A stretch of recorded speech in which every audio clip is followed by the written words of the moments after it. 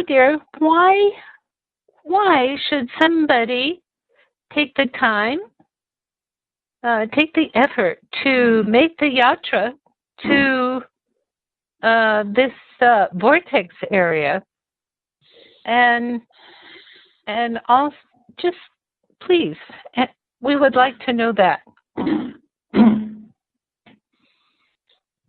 The real vortex center is within you. The real vortex center is within you. Oh. It's inside you. But you don't know. But you don't know.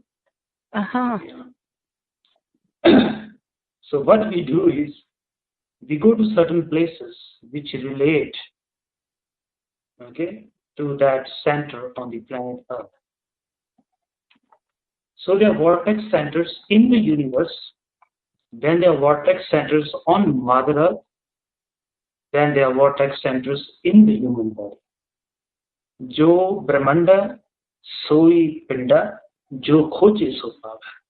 What is in the universe is within you. Those who search this, they obtain. So this is just an opportunity. If I tell you the energy is within you, you have not experienced it. So we organize this, these pilgrimages to these vortex centers, to these theaters, these great energy centers. Now, one of the centers inside you is here, heart center. Then there's another center inside you, is here, third eye. Then there's another center inside you, that's your 10th gate. Then there's another center inside you, it's the navel point. So there's 68 main sacred sites in your body. Even the eyes is a vortex center. You receive and you give energy. Even the two nostrils, they correspond to the two rivers, the Ganga and the Jamuna. The left is your Ganga and your right is your Jamuna. These are also vortex centers on Mother Earth, the Ganga and the Jamuna, the two sacred rivers. In the past, the yogis will dive inside, and then because these rivers are connected with some higher energies. And the Hemkund, which is the meditation place of Guru Gobind Singh in his past life, where he meditated 3.5 billion years. In that space, it's called the Hemkund. Guru Gobind Singh, in his writing, he explains where there are 7 peaks. Right in the center of those 7 peaks, I meditated and I became one with the divine. Externally, this is a vortex center located in the Himalayan mountains. The corresponding place inside you is your 10th gate. There are 7 peaks. What are the 7 peaks? 1, 2, 3, 4, 5, 6, 7. The 7. The 7 peaks right in the center. He said, I meditated there and I became one with the divine. So when you go to these places, as they correspond to the vortex centers in the body, when you sit in those places and meditate, these vortex centers within you gets activated. You can also activate them any part of the world, but more effort is needed. But in these vortex centers, less effort is needed.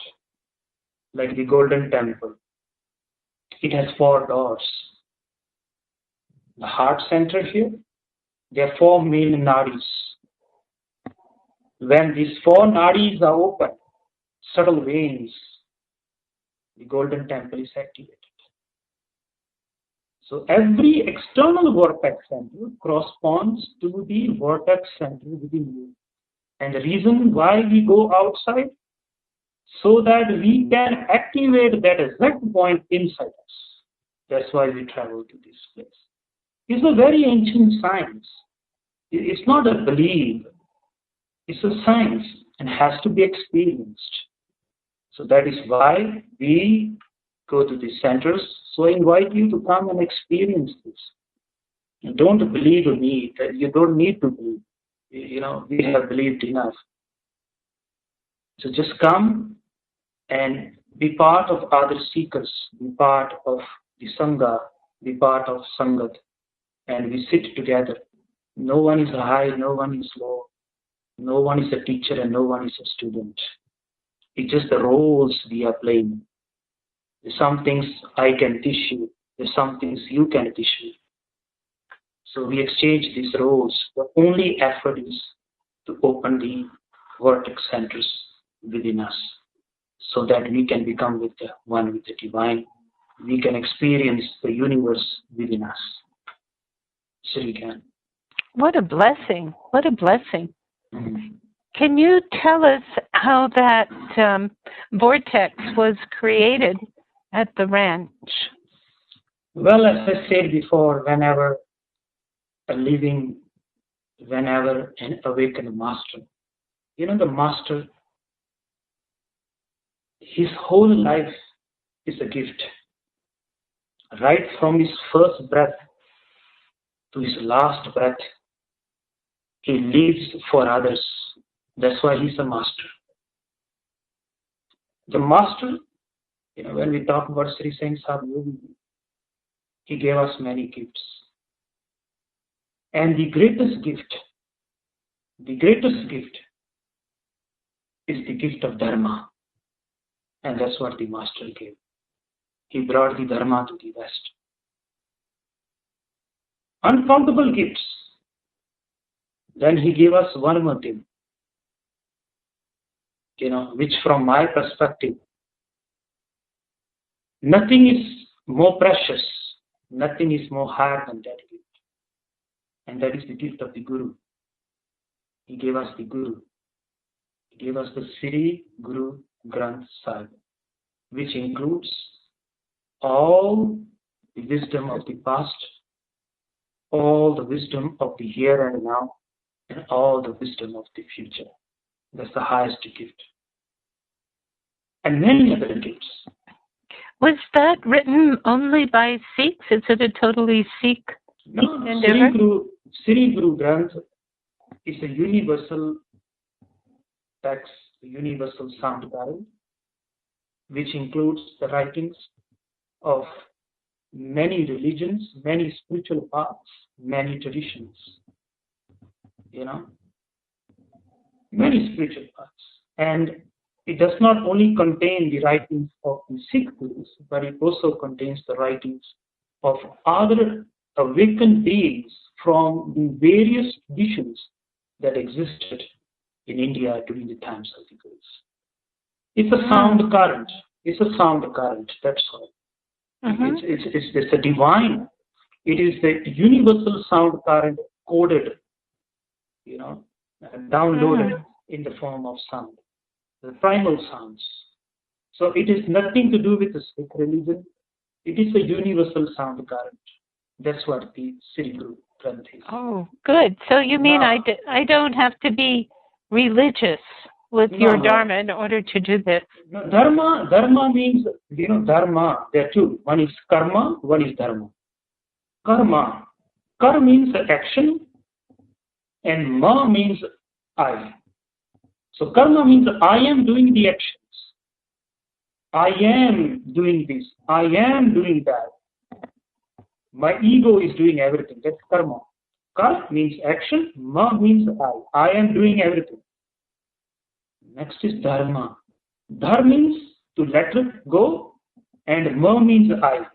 Dharma means to let go of the I in you. Dharma means to throw the ego down. Dharma, dhar means to put down, to put away, to throw away. Ma means ego. To throw away the ego, that is Dharma. It is not a concept of belief. It is not that something you have to believe in. Dharma means your true nature. Dharma means your true identity. and it is not associated. As long as it's associated with something, it's not dharma. So dharma means your real nature, your true nature, your awakened nature, which cannot be defined, which cannot be confined, which cannot be associated with anything. So that is dharma. So that is the gift. And finally, the master, when he left the world, he gave us another gift. He created a vortex. He created an energetic path from this dimension to the other dimension, which again is not somewhere else. We use, because human language is very poor. We cannot explain experiences. The mind cannot explain that experiences which is realized or which are experienced in the state of no mind. So we use this word, this dimension and the other dimension, because we have very poor vocabulary in the human language. But the other dimension is not somewhere else, it's right here. It's a shift of consciousness. So the master created a path, created an energy where you can sit and shift your consciousness. Change your, the remote control, you change channels. So you can change your channel, that's all. How wonderful.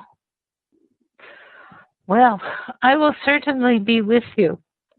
I will certainly be with all the others. I'm really looking forward to being in this wonderful community as we all reach this together. So thank you very much, dear. And we will meet you there in Espanola, New Mexico, which is just a half hour north of Santa Fe, New Mexico, on the fall equinox. That's September 2021, 2014. And I do have a wonderful surprise. You can either come in person and really be there, see the dome and so on, or you can participate anywhere on the globe that you get internet. We will have live streaming. Then preceding Yogi's Cave event in Espanola, Amandeep will be giving a 5-webinar series on Tuesdays from August the 5th until September the 2nd, where we will prepare for this, how can I say? Yes, you're right. Words are not describing. I'll just call it this remarkable experience of universal self. Would that work? Okay, good. Thank you, dear. We'll see you soon. Thank you. Sadnam. Sadnam. And please go to these 2 websites that you see on your screen to get more information and to register to come. Thank you. Satnam.